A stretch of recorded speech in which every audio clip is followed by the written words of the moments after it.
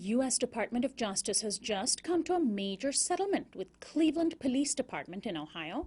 A 110-page report that the DOJ laid out what Time magazine called, quote, one of the most extensive sets of restrictions ever placed upon a law enforcement agency. The news outlet explained that, quote, the agreement requires Cleveland's police to adopt hundreds of new policies and procedures to fix what the federal government has called a pattern of systemic abuses and unconstitutional practices.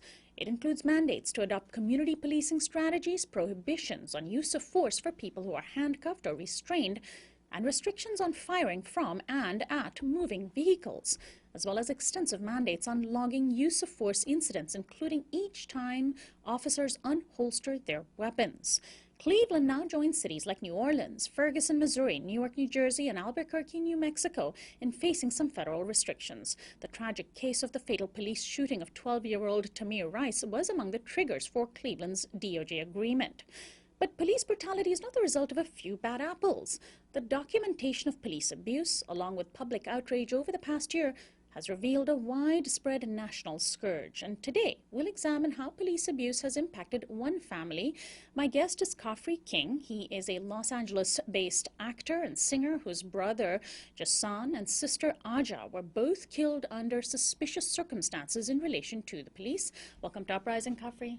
Hi, how's it going? Doing very well. Thanks so much for joining us. So you lost a brother and a sister. Yes. That's it's hard to imagine what a family goes through with that level of loss. You lost both of them within a year, both in circumstances related to the police, Yes. which is, I think, just a horrific microcosm of what so many families, particularly black families, face around the U.S. So let's start with your brother, Jason, who was killed in 2009 in New York. Tell us a little bit about what happened to him.